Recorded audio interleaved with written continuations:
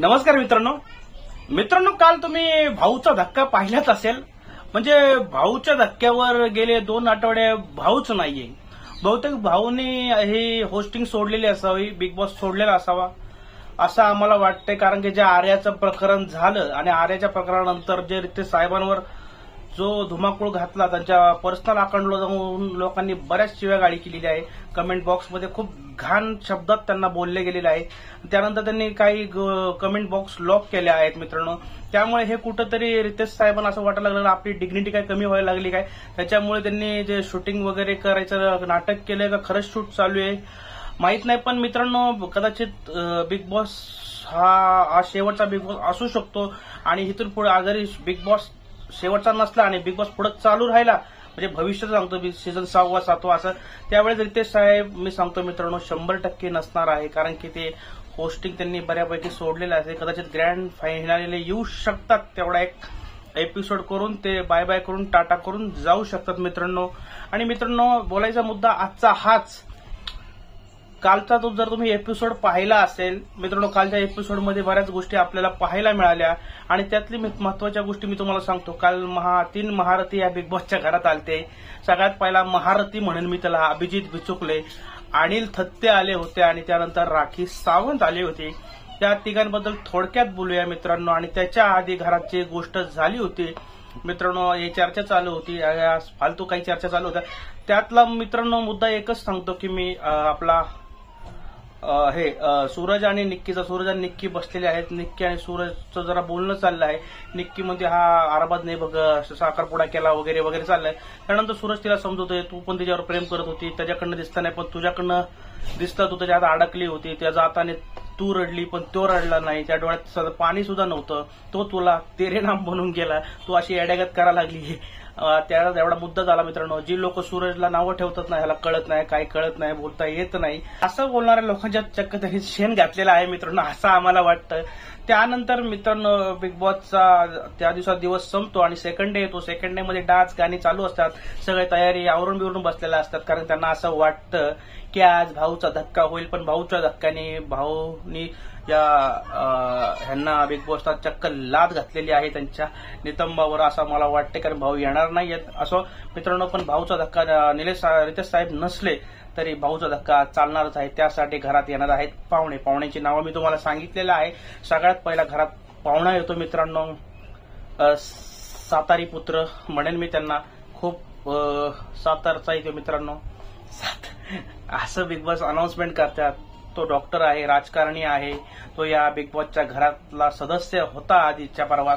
असं big boss त्याचं announcement करतात. आणि तो मित्रांनो डॉन माय हू डॉन डॉन करत या बिग बॉस गाणं लावून त्याला घरात घेतात. आणि येतो डॉक्टर अभिजित बिचुकले. याला डॉक्टर बिग बॉस काय म्हणतो मित्रांनो, यांनी काय असे झेंडे काढलेले आहेत.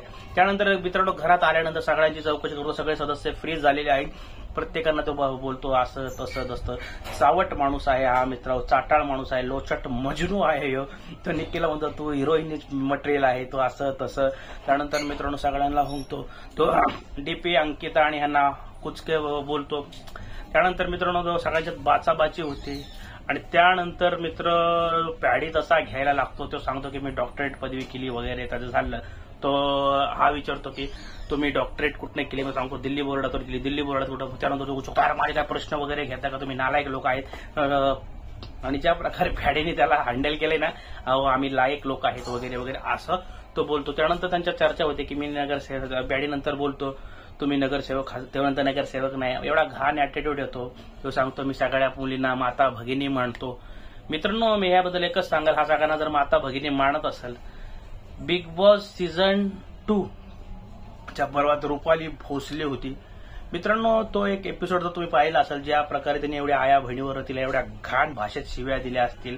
आजपर्यंत बिग बॉसच्या इतिहासात ज्या घाण प्रकारे शिव्या कोणीच दिलेल्या नाहीयेत. बिग बॉसला 30 ते 40 सेकंद ते म्यूट करायला लागलं होतं.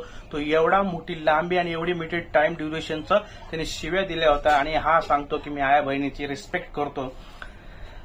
त्यानंतर मित्रांनो त्यांनी शिवानी सुर्वेला सुद्धा शिव्या दिल्या आहेत. शिवानी सुर्वेनी पण त्याला दिली आहे. शिवानी सुर्वे साधी सुधी नाही, बिग बॉसच्या फिनालेमधून त्याला हाकलून लावलेला आहे, कारण त्यांनी तर धिंगाणा घातला होता. महेश मांजरेकरांनी त्यांना हाकलून लावला होता, महेश मांजरेकर सरांनी त्यांना. त्यानंतर मित्रांनो बिग बॉसच्या घरात परत जर पुराण चालू होतं, मी असं तसं करूया, हे करूया, ते करूया, असं तसं. मित्रांनो प्रत्येकाची तो हे काढतो, तो डीपीला काहीतरी बोलतो, तुम्ही हे काय, तुम्ही ते आहे. वर्षाताईंसोबत रिस्पेक्टफुली बोलतो. वर्षाताईंना म्हणतो तुम्ही आमच्या सिनियर आहेत, आईसारख्या आहेत. अरे आईसारखी का तुझ्या त्या, तू केवढा म्हातारा 50 वर्षाचा, त्यांचं वय त्या आईसारख्या असतात का? ताई सर, मोठी बहीण बोल, मूर्ख माणसा.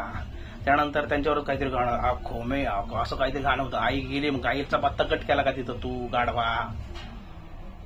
त्यानंतर मित्रांनो बिग बॉस जाताना अंकिताला बोलतो ही कुचकी बाई आहे, मग तो तोंडावर क्रॉस मारलेला असतो. आणि त्या अंकिताबद्दल मी सांगणार नाही, पण डीपी आणि पॅडीबद्दल बोललो, मला थोडं खटकलं. अंकिताबद्दल मला माहिती आहे अंकिता तशी वागते मित्रांनो, त्याच्याबद्दल बोलला असेल. त्यानंतर तो म्हणतो की तुमचे चेहरे पण बघणार 70-100 दिवस ते, म्हणून तुम्ही 70 दिवसावर तुम्हाला खेळ आणलेला आहे, वैतागली लोक वगैरे वगैरे. हे सगळं बिग बॉसने त्याला सांगून पाठवलेलं आहे. बिग बॉसने वर जे लोक बोलत होते बिग बॉस फालतू आहे हिंदीमुळे, त्यांनी सगळं खापर सदस्यांवर फोडलं, सदस्य चांगला खेळत नाही म्हणून, असं बिग बॉसने त्यांना सांगून पाठवलं असेल, मला असं वैयक्तिकरित्या वाटतं. त्यानंतर मित्रांनो बिग बॉस त्याला सांगतात की खूप झालं, आता तो निघ बाहेर. सगळे लोक त्याला बाहेर काढायचा प्रयत्न करत होते आणि त्याला कोणी सिरियस घेतलेलं नाही मित्रांनो. सगळी त्याच्यावर हसत होती, टिंगल टावळ्या करत होती, कारण त्या लेवलचा तो माणूस आहे, राष्ट्रपती लेवलचा माणूस आहे. जाऊन दे आता, काय मोठा माणूस. त्यानंतर बिग बॉस सांगतात चला बाबा घरी निघा. सगळी त्याला दरवाज्यातून सगळ्यांना बाय बाय करतो वगैरे. ते बाकी अन्य अंकित आपले कोणते निक्की त्याला ढकलती, डीपी म्हणतो दरवाजा लावते, ही त्याची व्हॅल्यू आहे मित्रांनो. त्यानंतर मित्रांनो अंकिताचा चेहरा खूप पडलेला दाखवला, अंकिताला लेच बोलला पण तो, आणि ठीक आहे असो. त्यानंतर मित्रांनो बिग बॉसच्या घरात थत्ते साहेब येतात. थत्ते साहेब आल्यानंतर अनिल थत्ते हे बिग बॉसच्या घरातले पहिल्या सीझन मधले पहिले सदस्य आहे आणि जे दुसऱ्या आठवड्यात घराच्या बाहेर पडलेले सदस्य आहेत मित्रांनो. आणि त्याने एक स्टेटमेंट केलं होतं त्यावेळेस, मी बघितलं होतं तो सीझन. सांगितलं होतं की मी वयाच्या 70 का 72 वर्षी मी आत्महत्या करणार किंवा समाधी हा शब्द त्यांनी वापरला होता. त्यावेळेस घरातल्या सदस्यांनी त्यांना समजवलं होतं असं करू नका, सुशांत शेलार वगैरे त्यावेळेस होते, त्यावेळेस सांगितलं होतं असं करू नका. पण माणसंही बोल बच्चन असतात, मला माहिती आहे, असं कोण करू शकत नाही आणि आजपर्यंत कोणी असं केलेलं नाहीये कलियुगात, त्या 21व्या शतकात सांगतोय मी चालू, बाकीचं मला माहित नाही असो. त्यानंतर मित्रांनो अनिल थत्ते घरात येतात, प्रत्येकाशी बोलतात. तो आल्या पहिलं सूरजकडे जातो, सूरजचं कौतुक करतो आणि प्रत्येक जण इथं सूरजकडेच जातोय मित्रांनो, कारण सूरजची पॉप्युलॅरिटी खूप वाढलेली आहे आणि सूरज जिंकणारच आहे असं मला वाटतं. त्यानंतर सूरजकडे गेल्यानंतर सूरजला सांगतो तू असा खूप चांगला माणूस आहे, निरागस माणूस आहे, तुला कोणी ओळखलं नाही पण आम्ही तुला ओळखलं, आम्ही कुठे चुकलो असेल पण तू एक क्लिअर आहे, ट्रान्सपरंट माणूस आहे, तू खरंच चांगला माणूस आहे. त्याची पप्पी घेतो त्याला कौतुक करतो. दादा कोंडके पण असाच माणूस होता, त्यानंतर त्यांनी जे गाजवलं दादा कोंडकेची उपमा दिली आणि तो एक दादा कोंडकेच आहे. त्यानंतर मित्रांनो निक्कीकडे जातो. निक्कीकडे गेल्यानंतर सगळ्यांना समजवतो निक्की तुझ्याशिवाय हा खेळ नाहीये, असं तसं तू आहे म्हणून हा खेळ आहे. मग वर्षाताईंकडे जातो. वर्षाताईंना म्हणतो मी हा अभिजित बिचुकले सारखाच आहे, लोचट आहे हा, पण तू बघितला असं वर्षाताईंसोबत कसा फ्लटिंग करत होता तो म्हातारा. वर्षाताईंकडे जातो. वर्षाताईंना म्हणतो बाबा तुम्ही असं तसं, मी तुम्हाला ताई म्हणणार नाही कारण तुम्ही आमच्या काळातल्या ड्रीम गर्ल होता आणि ड्रीम गर्लला कोण ताई म्हणणार आहे, असं तसं. तुम्ही मला आधी भेटला तर मी तुमच्यासोबत लग्न वगैरे केलं असतं, असं करतो. त्यानंतर मी त्यांना बऱ्याच लोकांसोबत हे करतो तो असं खेळ, पॅडीला समजतो, पॅडीचं तुम्हाला लहानपणापासून मी तुला बघतोय वगैरे वगैरे असं करत असतो. आणि सगळ्यांचं बोलणं झाल्यानंतर मित्रांनो म्हणजे बाकी त्यांचं बोलणं एवढं काही खास नाहीये. त्यानंतर तिसरी एंट्री होती मित्रांनो राखी सावंत.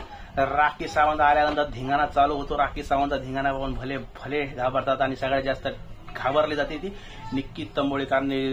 बिग बॉस 14 हिंदीच्या स्पर्धेत दोघं एकत्रित होते, दोघांनी घातलेला धुमाकूळ खूप होता आणि तिथं राखी सावंत तिला भारी पडायची आणि निक्कीचं तोंड हागायला होतं. निक्कीच्या याला खुर्ची फेकून मारलेली मित्रांनो या राखी सावंतला. निक्की घाबरती राखी सावंतला, ते चेहऱ्यावर बघितलं बापरे वगैरे वगैरे. पण राखी सावंत आल्या तिने डान्स केला, तिने मध्ये सस्ती निक्की किधरे, सस्ती निक्की किधरे असं करत करत धुमाकूळ घातला. त्यानंतर आपल्या डीपी कुठे, डीपीला फर्निचर कुठे बोलली फर्निचर, आणि डीपीचं फर्निचरचं हे दुकान आहे ना मित्रांनो. त्यानंतर त्यानं मस्करी केली, खूप मस्ती आली.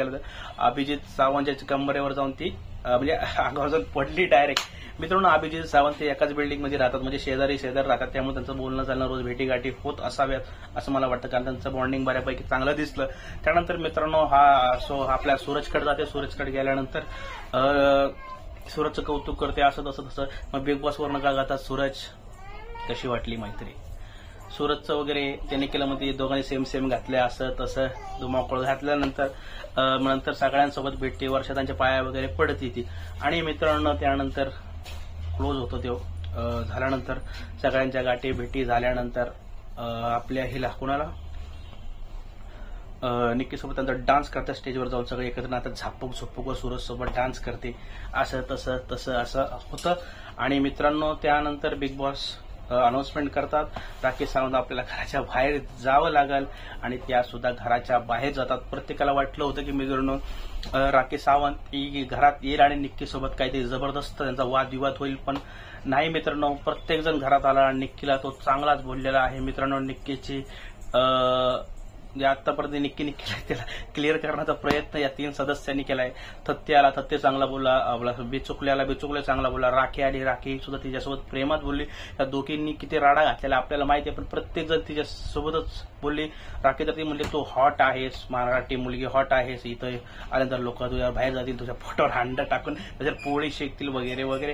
त्यानंतर मित्रांनो बिग बॉसचा एपिसोड राखी गेल्यानंतर संपून जातो. आणि आजच्या भागात मित्रांनो जर बघायचं असेल तर आजच्या भागात आपल्याला दिसेल की घरामध्ये आलेले आहेत कश्मीरी महाजन आणि आपल्या प्राजक्ता माळीकर, तसेच फुलवंती चित्रपटाचं प्रमोशन होणार आहे आजच्या भागात आणि निलेश साबळे होस्ट करणार आहे.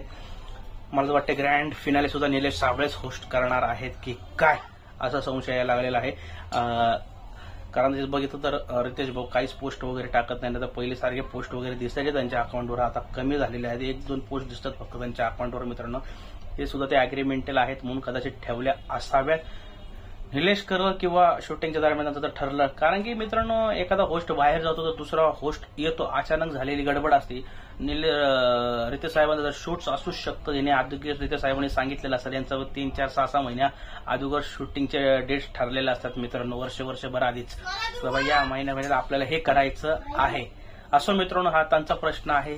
पण ज्या प्रकारे केदार शिंदे साहेब म्हणत होते हा सीझन गाजला, आधीचे सीझन गाजले नाही, पण केदार शिंदे आधीच्या सीझन मधलेच लोक तुम्हाला आज आणावे लागले आहेत आणि तुम्ही ते केलेलं नाहीयेत आणि तुमचा हा सीझन हा सुपर डुपर फ्लॉप झालेला आहे. आता बघूया पुढचा सीझन तुम्ही आणताय का शेवटच्या घराला लॉक लावून एक बॉक्समध्ये संदूक टाकून बंद करताय. असं मित्रांनो इथपर्यंत आज आपण संपूया आणि पुढील एपिसोडमध्ये आपण संध्याकाळी किंवा उद्या भेटूया. आणि जर व्हिडिओ आवडला असेल तर आपल्या द मराठी भोंगा या चॅनलला लाईक करा, शेअर करा, कॉमेंट करा. धन्यवाद.